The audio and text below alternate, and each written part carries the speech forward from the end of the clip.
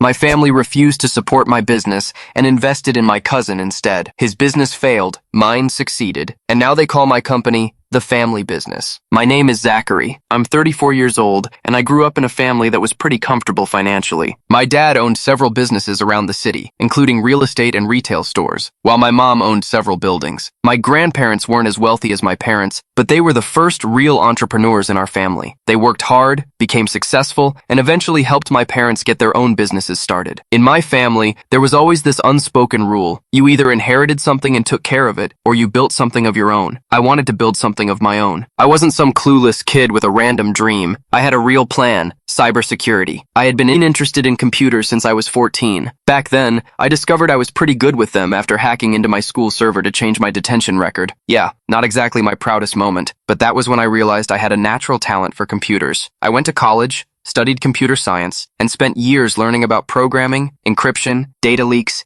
and online security. After graduating, I realized cybersecurity wasn't just interesting. It was also a very good business opportunity. Every company needed it. Banks needed it. Hospitals needed it. Basically, it was like selling umbrellas in a place where it rained every day. I had a clear idea for my company, a list of possible clients, and a detailed business plan. There was only one problem. I needed money, not millions of dollars. I just needed enough to rent a small office, hire a few people, and buy the software and equipment we would need. Sure, I probably could have started even smaller, but I already had a clear picture in my head of what I wanted the company to become. One morning, I sat down with my parents in their living room and showed them everything. I had charts, market research, a business plan, and a lot of excitement. I wasn't asking them to give me money for free. I asked for a loan and promised to pay them back with interest after the business started making money. My parents looked at me and said, "Zach, we love you, but we don't think you have what it takes to run a business." They weren't trying to be cruel. My dad actually looked uncomfortable when he said it, almost like he hated disappointing me. My mom gave me the kind of look parents give when they think their child is hopeful but unrealistic. My dad explained that being good with computers didn't automatically mean I would be good at running a company. A business wasn't only about programming. It meant managing employees,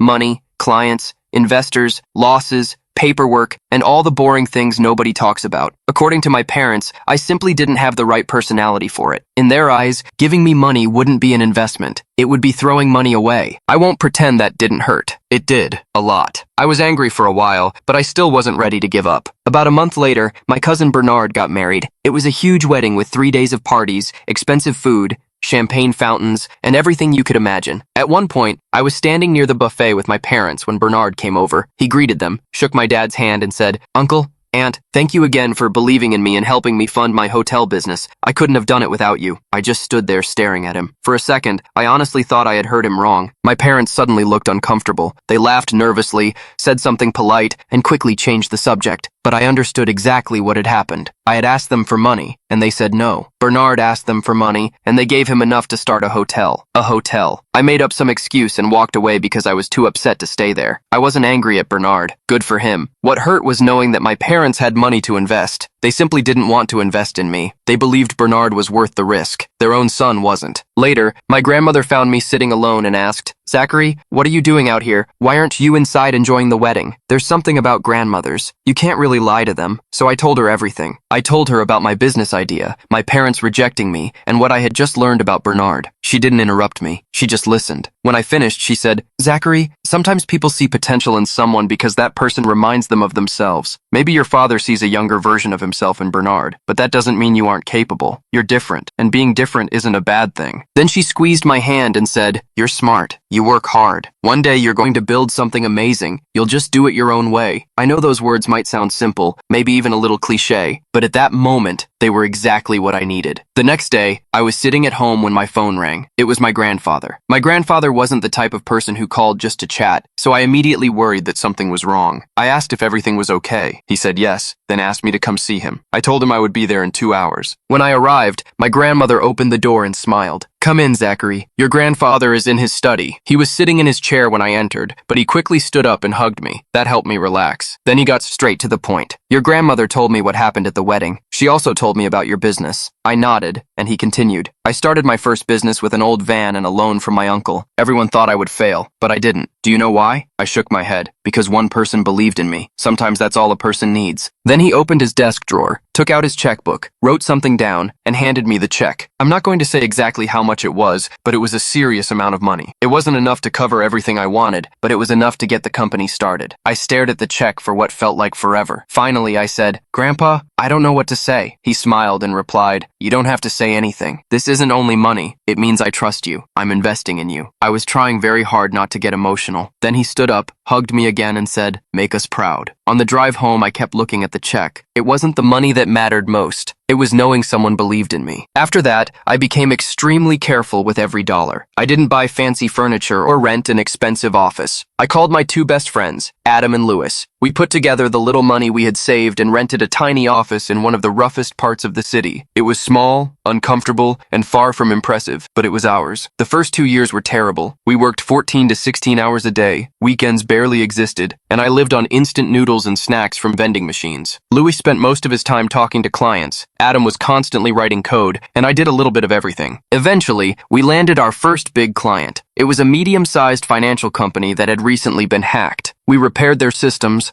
recovered their data, and helped protect them from future attacks. That job changed everything. We made enough money to move into a slightly better office. Then more clients started coming. People recommended us to other companies, and our reputation slowly grew. Around 4 years later, the company was making enough money for us to expand. We opened a second office in another city, and a year later, we opened a third one. At that point, we were no longer 3 guys working in a tiny room. We were a real company. We also started offering cybersecurity consulting. Clients didn't just want us to fix problems after they happened anymore. They wanted us to stop those problems before they happened, and consulting turned out to be very profitable. About 5 years after I started the company, I was finally able to repay my grandparents. I drove to their house with a check and told them, "This is what you gave me, plus interest." But I wanted to do more. They had supported me when nobody else did, so I bought them a new house. It wasn't some giant mansion. It was simply a warm, comfortable home in a neighborhood they had always loved. Watching them walk through the house and get excited about little details was one of the happiest moments of my life. While my business was growing, Bernard's Hotel was having problems. Then the pandemic happened. The hotel industry was hit hard, and Bernard's business never fully recovered. My parents apparently gave him even more money to keep the hotel alive. Honestly, I felt bad for him, but eventually, the hotel closed. Last weekend, my grandparents celebrated their 50th wedding anniversary. I wanted the event to be special because I knew I wouldn't have the life I have today without them. So I paid for everything. I rented a beautiful hotel ballroom, hired Catherine, arranged a live band, and invited relatives, friends, neighbors, and people my grandparents hadn't seen in years. Planning that party was surprisingly emotional for me, even more emotional than some of the biggest deals I had ever made in business. The night was going perfectly. The food was great, everyone looked happy, and most importantly, my grandparents looked happy. Then I heard my parents talking. At one point, one of my dad's old friends told him he must be proud of me. My dad started talking about how family values, his guidance, and his support had helped me become successful. Then he said my company was basically a family business now. I stopped for a second. What? As the night continued, I heard more conversations. My parents kept telling people things like, "We always knew Zach would do something great," and "We supported him the whole way." Then my dad said, "It all started because of the family's support." That was too much. I wasn't expecting my parents to apologize to me publicly, and I didn't need them to beg for forgiveness. But hearing them take credit for a business they had refused to support made me angry. Really angry. I tried to ignore it and enjoy the party, but I couldn't. So I changed my anniversary speech. Originally, I had planned a simple and emotional speech about my grandparents. I still talked about them, but I decided to be more honest. I started with a few jokes and joked that their marriage was older than the internet. Everyone laughed. Then I talked about the love and respect they had shown each other for 50 years. After that, I became serious. I said, Grandma and Grandpa didn't only build a life together. They built a legacy based on love, trust, and believing in people. When I had a dream and everyone else closed the door on me, they opened theirs. They didn't only believe in my business idea, they believed in me. Everything I have today started because they believed in me when nobody else did. I stopped for a moment. My parents were looking at me with very uncomfortable smiles. Then I continued. So tonight, I want to raise my glass to Grandma and Grandpa, the two people who believed in me when nobody else did. This success belongs to them. My grandmother started crying. My grandfather gave me that quiet, proud smile he always had. My parents kept smiling, but I could tell they were furious. About 15 minutes later, my dad found me near the dessert table and asked, "What the hell was that speech? Were you trying to embarrass us in front of everyone?" I looked at him and said, "Embarrass you? I only told the truth. You didn't believe in me." Grandma and Grandpa did. Then my mom joined us. "You didn't need to tell everyone about our private family problems. You made us look terrible." I was trying very hard to stay calm, but then my dad said, "You act like we never did anything for you. We gave you a good childhood. We paid for your education. How dare you make us look like the bad people in your success story?" That pushed me over the edge. I raised my voice. "You didn't believe in me. You had the money, but you gave it to Bernard for his hotel without thinking twice. Then when his hotel failed, you gave him even more. But when I came to you with my business idea, you told me I wasn't made for business." That was when I noticed the entire room had become quiet. Everyone was listening. Bernard was standing in a corner, slowly drinking from his glass and looking like he wanted to disappear. My dad pointed at me and said, "You're ungrateful." That was when I completely lost my temper. Ungrateful? No. I'm not ungrateful. I'm just saying something everyone already knows. My face was hot and my chest felt tight. Then I looked around the room and saw my grandmother staring at me. She didn't look angry. She just looked sad. My grandfather had his arm around her, and that was when I realized what I had done. This night was supposed to be about them, but instead, I had turned it into a family argument. I immediately felt guilty. I didn't say anything else. I walked out of the ballroom without even taking my coat, got into my car, slammed the door, and sat there staring at the steering wheel for several minutes. That night, I couldn't sleep. I kept replaying the argument in my mind. The next morning, my grandmother sent me a message. "Zachary, we love you very much. Please don't feel bad about last night. We understand." Her message was kind, but I still felt terrible. So, Reddit, did I go too far? Did I ruin a night that should have been about my grandparents? Update 1. I thought things would calm down after the anniversary. I thought everyone would have time to think, and eventually we would sit down and talk like adults. I was wrong. My parents decided to make everything much worse. At first it was small. One of my cousins texted me and said, "Hey Zach, is it true you manipulated Grandma and Grandpa into giving you money? That's what your dad is saying." I actually laughed when I first read it because it sounded ridiculous, but then more messages came. One of my aunts messaged me on Facebook and said she was disappointed that I had used my grandparents' emotions to get money from them. That was when I realized this wasn't a misunderstanding. My parents were telling people this story. I immediately called my grandmother because I wanted to make sure she was okay. She told me, "Don't worry about what other people say. We know the truth. That's all that matters." Hearing her voice helped me calm down.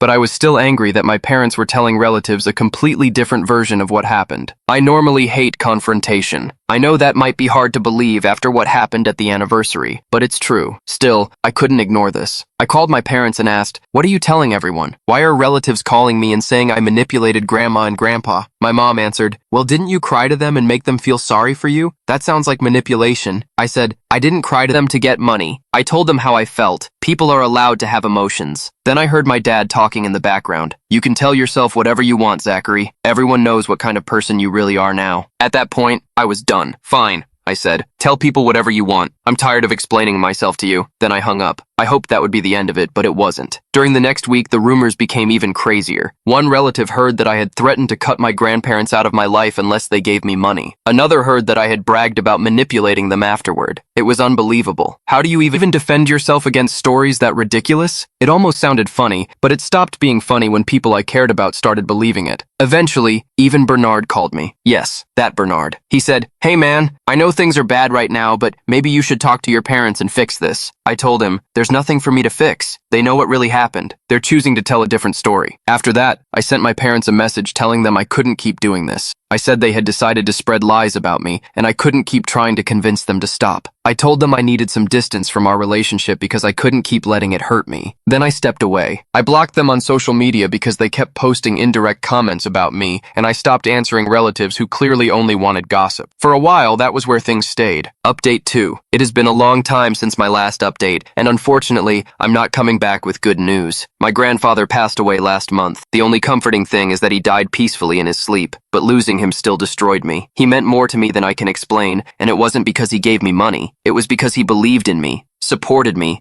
and showed me what kind of person I wanted to become. As soon as I heard the news, I packed a bag and drove to my grandmother's house. When I saw her, she looked smaller and more fragile than I had ever seen her, but she still managed to smile at me before giving me a hug. I don't think I had ever hugged anyone so tightly. Helping organize the funeral was difficult, but I wanted to do it for her. My parents were there too. We were polite to each other, but there was still a lot of tension. We all knew our problems were still there, but nobody wanted to discuss them while we were grieving. The funeral was beautiful. Hundreds of people came. Old friends, business partners, neighbors, and people from different parts of Grandpa's life came to say goodbye. Seeing how many people cared about him was overwhelming. I tried to stay strong while speaking at the funeral, but I couldn't. Halfway through my speech, I started crying. My grandmother held my hand the whole time, and I honestly don't know if I could have finished without her. After the funeral came the reading of Grandpa's will. He wasn't unbelievably rich, but he owned several properties. One of them was a beautiful house beside a lake. It had a wooden dock, large windows facing the water, and trees everywhere. My dad had spent a lot of time there when he was young, and I also had many memories there. I remembered fishing with Grandpa, running along the dock, and sitting around the fire roasting marshmallows. Then the lawyer explained who would receive the house. Grandpa had left it to me and my cousin Laura. Laura is my dad's sister's daughter. She's a great person, and we have always gotten along well. But the second my father heard that Laura and I would own the lake house together, his face changed. He didn't say anything, but he didn't have to. He was furious. After the reading, he left without speaking to me. My mom followed him, while I stayed there with Laura and my grandmother, not really knowing what to say. During the following days, my dad completely avoided me. If we were in the same room, he acted like I wasn't there. My mom sometimes gave me an awkward smile, but that was about it. The strangest part was that I had never asked for the lake house. I had no idea Grandpa planned to leave part of it to me. Still, my dad seemed to see it as another attack against him, almost like Grandpa had chosen my side in a fight that only existed in my father's head. Laura felt uncomfortable too. Her mother wasn't exactly happy about the will either, but at least she wasn't treating Laura badly. One afternoon, while I was helping Grandma go through Grandpa's belongings, she sat beside me and said, "Your grandfather loved your father very much, Zachary, but he also saw how hard you worked and how much you struggled. He wanted you to have something that was important to him." I think she knew I felt guilty. Then she told me something I'll always remember. Your grandfather wasn't choosing sides. He was choosing love. He loved you, and he loved Laura. He wanted both of you to have a place where you could remember him. The night before I left, I saw my dad in the kitchen. He was making tea while I was getting some water. For a while, neither of us spoke. Then he finally said, "You know that lake house was supposed to stay in the family. It was supposed to be ours." I looked at him and said, "It is still in the family, Dad. I'm not selling it. I'm not turning it into a rental. It's still ours." He didn't answer. He stirred his tea, put down the spoon, and walked away. Update 3. Things have gotten worse. My father is suing me. He believes the lake house should belong to him, even though my grandfather clearly left it to Laura and me. I can't share every legal detail, but I can explain the basic situation. It started with my dad coming to my house without warning. He kept demanding that I give him the lake house. At first, I thought he was just angry and wanted to talk, but after I refused, he started threatening me. He said Grandpa's will was wrong, and that I was wrong for refusing to give him the property. It was like he had become a completely different person. Then the legal papers arrived. His lawyers claimed that I had received the house unfairly and demanded that I give it to him. My dad was once again saying I had manipulated my grandfather. It was the same accusation he had made before, only now he was using it in court. The whole thing was ridiculous. Grandpa's will was clear. The house belonged to Laura and me. My mom kept trying to stand in the middle and told me I should simply give my father the house so everyone could